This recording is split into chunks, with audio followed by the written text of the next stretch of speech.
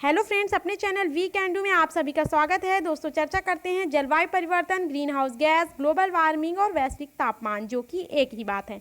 सबसे पहले परिभाषा के तौर पे जान लेते हैं। ग्लोबल वार्मिंग यह एक प्राकृतिक प्रक्रिया है जिसमें वातावरण में उपस्थित कुछ गैसें वातावरण के औसत तापमान में वृद्धि करती हैं।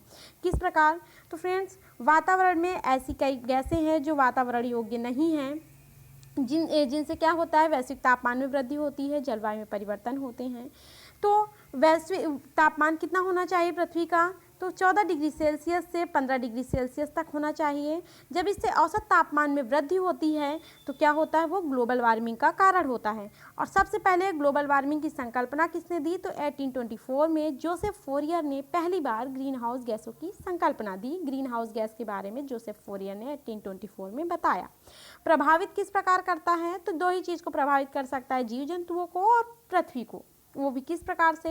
तो जीव जंतुओं को रोग हो जाएंगे विभिन्न प्रकार के, मनुष्य में विभिन्न प्रकार के रोग हैं जैसे कैंसर वगैरह है, सब इसी का कारण है।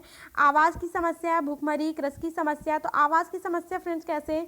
जब वहाँ का एटमॉस्फेयर रहने योग्य नहीं है तो लोग क्या करेंगे, लोग अपने आवास को छोड़ेंगे, दूसरी जगह जाएंगे, जीव जंतु भी वहाँ से पलायन करेंगे, जिससे क्या होगी, आवास की समस्याएं होंगी। भूखमरी, कृषि की समस्या, वो कैसे? जब कृषि योग्य वहाँ का एटमॉस्फेयर ही नहीं है, वहाँ की जलवायु में परिवर्तन हो रहा है, तो क्या होगा, बाढ़, सूखा जैसे कारण उत्पन्न होंगे, जिससे क्या होगी, कृषि करने में समस्या होगी और भूखमरी और अकाल जैसी समस्याएं उत्पन्न होंगी। पृथ्वी पर किस प्रकार से प्रभावित करता है? जैव विविधता में ह्रास होगा, ग्लेशियर पिघलेगी, जलवायु परिवर्तन, औसत तापमान में वृद्धि।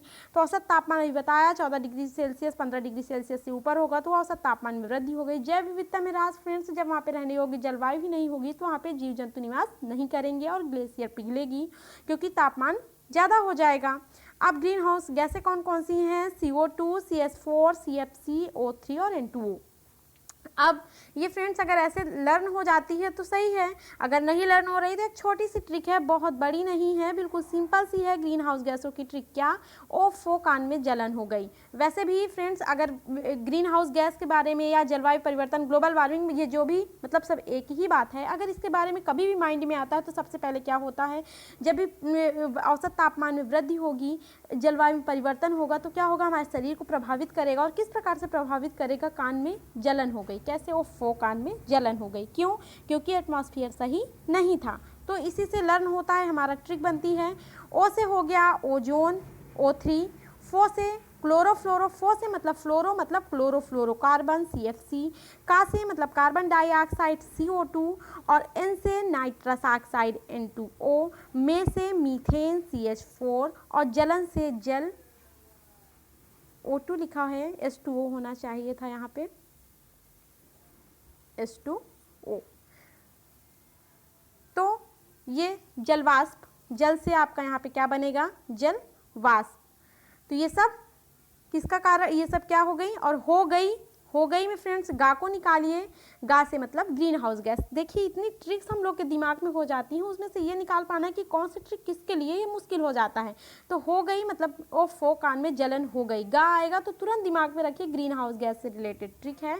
तो आई होप फ्रेंड्स सेशन समझ में आया होगा, वीडियो भी पसंद आया होगा। अगर वीडियो पसंद आया हो तो वीडियो को लाइक करिएगा, चैनल को सब्सक्राइब करिएगा, अपने फ्रेंड्स में ज़रूर शेयर करिएगा ये ट्रिक। और फ्रेंड्स 1 से 2 बार 3 बार पढ़ेंगे तो बिल्कुल अच्छे से नॉर्मल याद हो जाएगी। Thank you friends.